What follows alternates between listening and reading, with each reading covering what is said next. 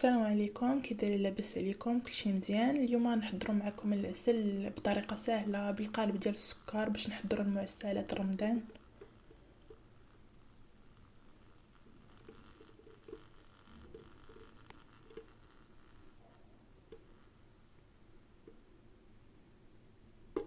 نحتاجو في المقادير قالب ديال السكر، في اطرو ديال الماء، في شويه القرفه عواد، وغادي نحتاجو نص حامضه.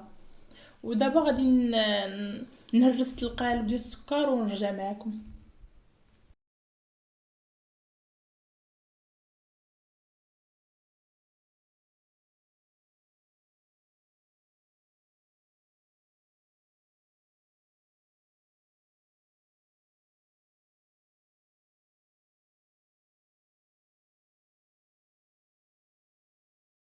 بالنسبه لي انا هرستو بحال هكايا حيت مزروبه شويه. بالنسبه لا ما كنتيش مزروبه غادي تخليه ديريه هكاك فاين في قطره الماء وتخليه تيذوب مده ساعتين تقريبا ولا.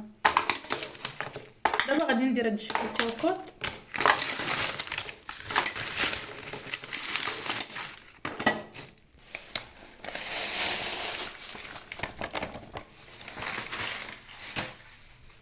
بعد ما درناه في الكوكوط غادي نديرو فيه اطرة الماء.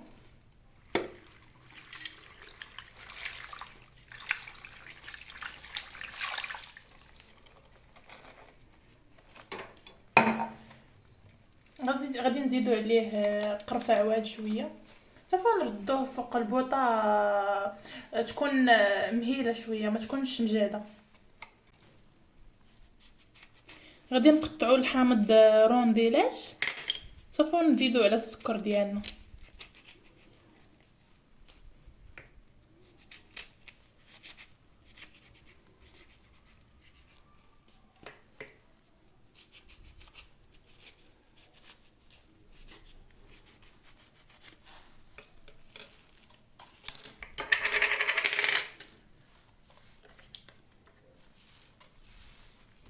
بعد ما درنا الحامض غادي نديروه فوق البوطه يطيب. غادي تحسبوا ليه الوقيته من تبدا تصفر الكوكوط، تحسبوا ليه 45 دقيقه صافي وتحلوه باش طلعوا عليه تشوفوا واش بدا تيعطي اللون ولا. من بعد ما صفرت لينا الصفاره وحسبنا 45 دقيقه غادي نحلوها نشوفوا واش وجد لينا العسل ديالنا.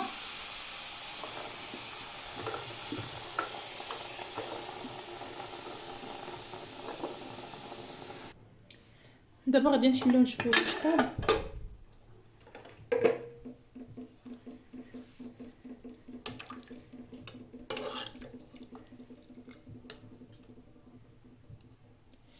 مازال لينا نزيدو 15 دقيقه تقريبا حيت مازال ما طاب شويه باش نعرفوا طاب داك الحامض تيولي احمر، هو اللي باش نعرفوا العسل طاب لينا.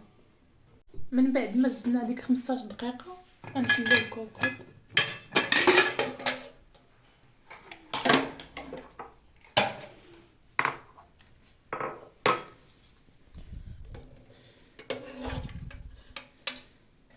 كيف ما تشوفوا صافي العسل وجد لينا، الحامض طاب. صافي نبداو نحيدو في الحامض وديك العويدات ديال القرفه.